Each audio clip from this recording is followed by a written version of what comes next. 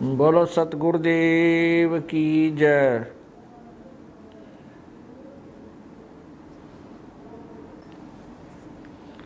बोलो सतगुरुदेव की जय। बंदी छोड़ कबीर साहेब की जय। बंदी छोड़ गरीबदास जी महाराज की जय। स्वामी रामदेवानंद जी गुरु महाराज की जय। सर्व संतों की जय। सर्व भक्तों की जय। धर्मी पुरुषों की जय। श्री काशी धाम की जय। श्री छुडानी धाम की जय। श्री करौथा धाम की जय। श्री बरवाला धाम की जय। सत साहिब। गरीब नमो नमो सत्य पुरुष को नमस्कार गुरु की नहीं। सुर नर मुनि जन साधुआं संतों सर्वसदी नहीं। सतगुरु साहिब संत सब दंडोतम प्रणाम। आगे पीछे मध्य हुए तिनको जा कुर्बान। नर आकार निर्विषम काल जाल वै भंजनम। निर्लेपम निज निर्गुणम अकल अनुबेशुंधुनम। सोहम सुरति समापतम सकल समाना नीरतलह। उज्ज्वल हिरंबर हरदमम बेपरवा अथा है। वार पार नामद्यतम। गरीब जो सुमरे सिद्ध होई गणनायक गलताना। करो अनुग्रह सोई पारस पद परवाना। आदि गणेश मनाऊं गणनायक देवन देवा। चरण कमल लो लाऊं आदि अंत करूं सेवा। परम शक्ति संगीतम ऋषि दाता सोई। अवगत गुण अतीतम सत्य पुरुष निर्मोही। जगदम्बा जगदीशम मंगल रूप मुरारी। तन मन अर्पों शीसम भक्ति मुक्ति भंडारी। सुर नर मुनि जन ध्यावें ब्रह्मा विष्णु महेशा। शेष मुख गावें पूजे आदि गणेशा। इंद्र कुबेर सरीखा वरुण धर्मराय ध्यावें। समर्थ जीवन जी का मन इच्छा फल पावें। 33 कोटि आधारा ध्यावें 88। उतरे भव जल पारा कट है यम की फांसी। 33 कोटि आधारा ध्यावें 88। उतरे भव जल पारा कट है यम की फांसी। सत साहिब। कर जोरूं विनती करूं धरूं चरण पर शीस। गुरु राम देवानंद जी महाराज ने दियो नाम बख्शीश।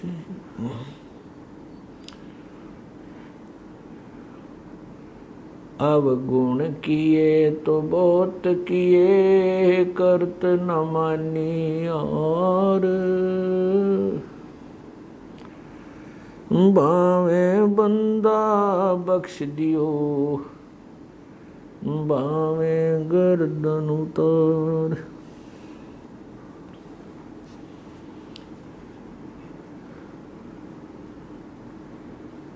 पूर्ण ब्रह्म कृपा निदान सुन के सो करतार। गरीब दास मुझ दीन की रखियो बहुत संभार।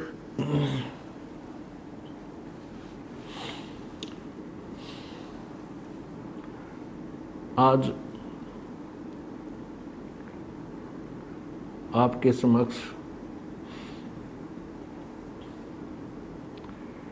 एक महर्षि दयानंद सरस्वती जी द्वारा रची पुस्तक सत्यार्थ प्रकाश को पढ़कर सुनाते हैं।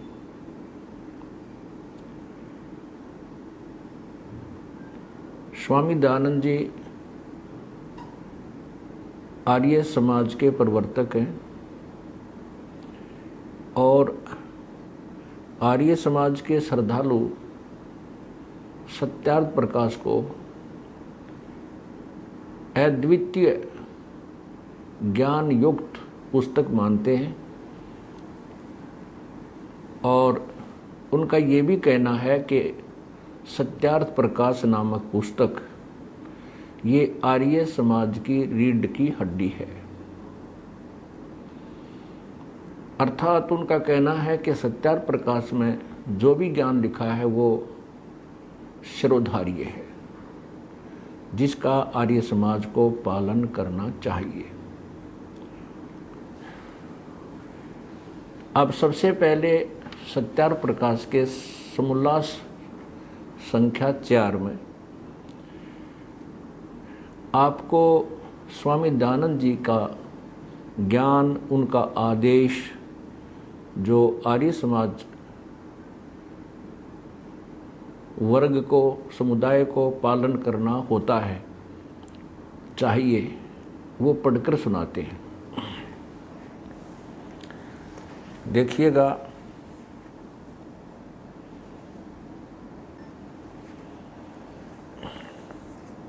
देखिएगा ये सत्यार्थ प्रकाश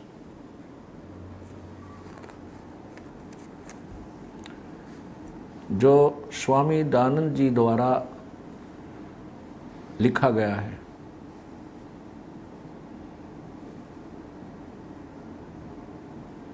नीचे देखिए, महर्षि दयानंद सरस्वती, और ये इनका चित्र ऊपर से देखिए, अथ सत्यार्थ प्रकाश है। महर्षि दयानंद सरस्वती स्वामी विरचित है। नीचे देखिएगा, प्रकाशक है वैदिक यति मंडल, दयानंद मठ, दीनानगर, पंजाब। और ये कहाँ से छपा है ये भी देखिए, यहाँ से देखिए। प्रकाशक है वैदिक यति मंडल, दयानंद मठ, दीनानगर, पंजाब। नीचे देखिए, स्वामी ओमानंद सरस्वती के सहयोग से प्राचार्य लागत से भी कम, मूल्य 25 रुपये। नीचे देखें,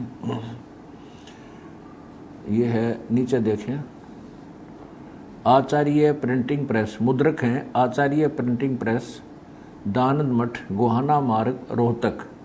ये दयानंद मठ रोहतक से छपी है। और ये कौन से सन में छपी है ये यहाँ लिखा है, ईस्वी सन 17 जून 2000 में। और अब देखिए इसका चतुर्थ समोल्लास, चतुर्थ समोल्लास, ये चौथा समोल्लास।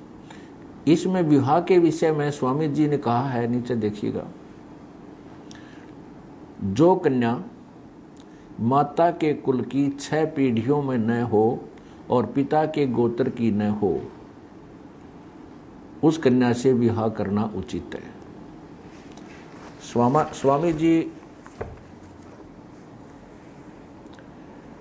स्वामी दयानंद जी का कहना है कि विवाह करते समय माता की 6 पीढ़ियों तक का गोत्र त्याग देना चाहिए। ये आप विचार करना, क्या ये संभव है कि 6 पीढ़ी माता के गोत्र की छोड़कर क्या बच्चों का विवाह हो सकता है? ये समाज ने स्वयं फैसला करना है। अब देखिएगा दूसरे विचार स्वामी जी के विवाह के विषय में। ये वही सत्यार्थ प्रकाश, और ये देखिएगा समोल्लास, चतुर्थ समोल्लास, और प्रश्न नंबर ये है 70। नीचे आइए, यहाँ पर नीचे आइएगा। ये कहा है कि चाहे कितने ही धन धान्य, गाय, अजा, हाथी, घोड़े, राज्यश्री आदि से समृद्ध ये कुल हों, तो भी विवाह संबंध में निम्न 10 कुलों का त्याग कर दें। नीचे देखो, अब क्या बताते हैं कि जो कुल सत्क्रिया से हीन, सत्पुरुषों से रहित, वेदाध्ययन से विमुख, पृथक, इससे अलग, शरीर पर बड़े बड़े लोम अर्थात अथवा बवासीर, क्षय, दम खांसी, आमाशय, मिर्गी, श्वेत कुष्ठ और गलित कुष्ठ कुलों की कन्या व वर के साथ विवाह न होना चाहिए, क्योंकि ये सब दुर्गुण रोग विवाह करने वाले के कुल में भी प्रविष्ट हो जाते हैं। अब क्या कहते हैं स्वामी जी? स्वामी जी का कहना है कि जिस कुल, एक पूरे कुल में, मान लीजिए एक कुल में 100 घर हैं और उन 100 घरों में से किसी भी एक सदस्य को दमा, खांसी, मिर्गी, बवासीर, कुष्ठ आदि रोग हों, तो उस पूरे कुल के किसी भी लड़के या लड़की से विवाह मत करो। एक पूरे यानी 500 आदमियों में से किसी एक के भी कोई बीमारी है तो उस पूरे कुल के लड़के लड़की से शादियां मत करो। ये सभ्य समाज विचार करे, क्या ये नियम संभव है विवाह के समय? क्या इस नियम के अनुकूल हम अपने बच्चों को ब्याह सकेंगे? ये स्वयं सोचेंगे। अब आगे देखिएगा कि कैसी लड़की से शादी करें और कैसी से ना करें। ये प्रश्न नंबर 71 पर वही सत्यार्थ प्रकाश, समोल्लास 4, प्रश्न नंबर 71।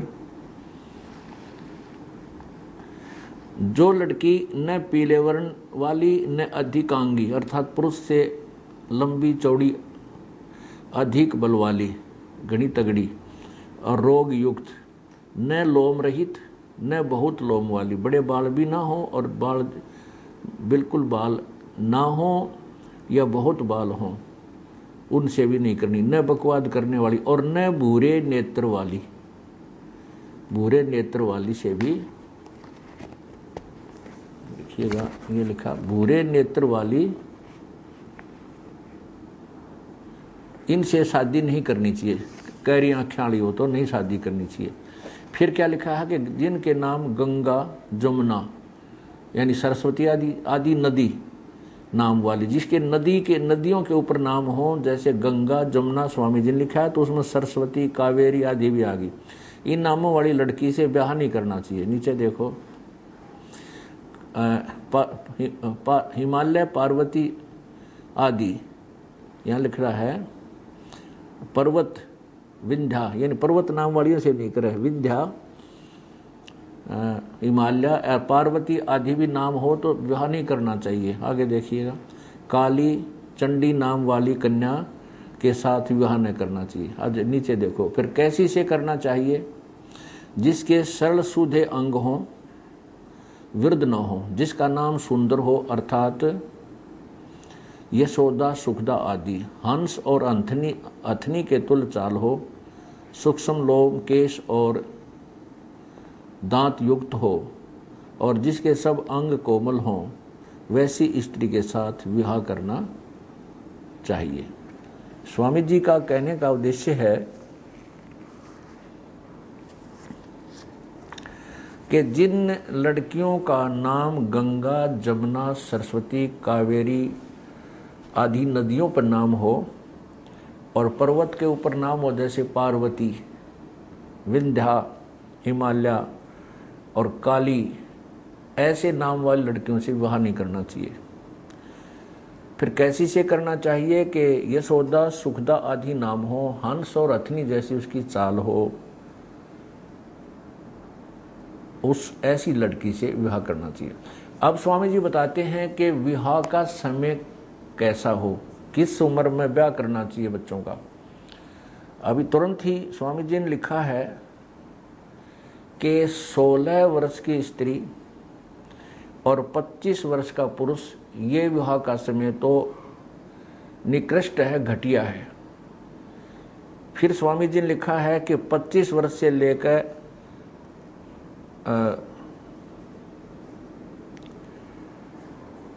16 वर्ष से लेकर 24 वर्ष तक कन्या, आप स्वयं एक बार पढ़ कर देखिएगा। ये वही सत्यार प्रकाश समोल्लास नंबर 71, पृष्ठ 71 है, नंबर नीचे देखिए। ये हम पढ़ चुके हैं, इनसे विवाह नहीं होना चाहिए, इनसे हुआ होना चाहिए। आगे लिखा है, प्रश्न किया कि विवाह का समय और प्रकार कौन सा अच्छा है। उत्तर दिया स्वामी जी ने कि 16वें वर्ष से लेकर 24वें वर्ष तक कन्या और 25वें वर्ष से लेकर 48वें वर्ष तक पुरुष का विवाह समय उत्तम। फिर ये अब इसको आगे डिफाइन किया है, आगे इसको विस्तृत किया है। इसमें से जो 16 और 25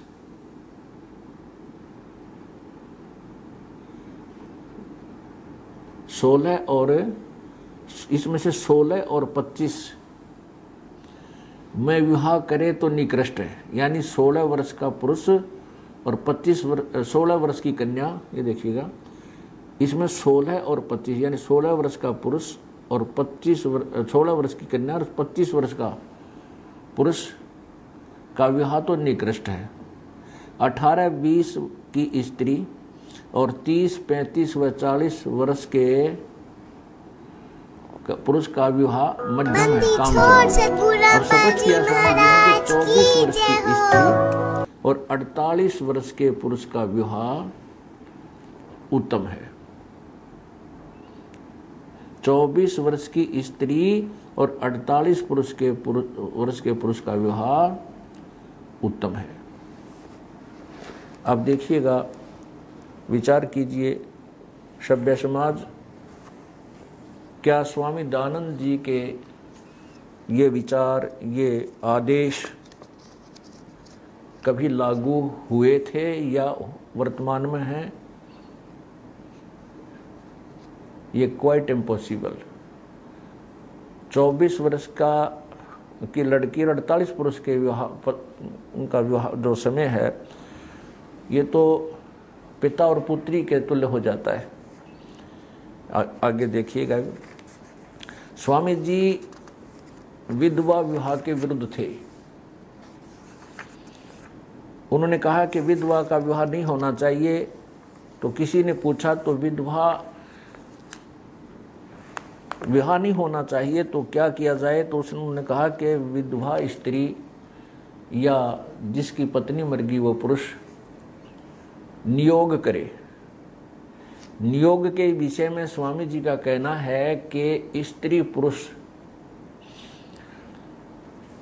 केवल मिलन समय मिले, विधवा स्त्री और विधवा ही पुरुष, विदुर पुरुष, विधवा स्त्री विदुर पुरुष,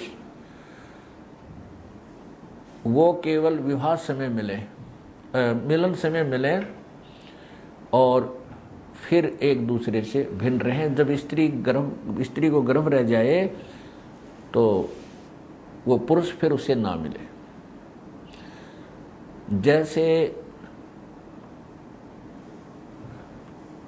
जैसे भैंस को या किसी भी मादा पशु को उसके पास ले जाकर के नर पशु के पास जाकर के गर्भवती करवाते हैं, ऐसा तरीका बताया है स्वामी दयानंद जी ने कि विधवा का पुनर्विवाह करने से तो उसका पतिव्रता धर्म नष्ट हो जाएगा और वो स्त्री 11 पुरुषों तक वो विधवा नियोग कर सकती है, अर्थात वो पशु तुल्य कर्म से गर्भ धारण कर सकती है।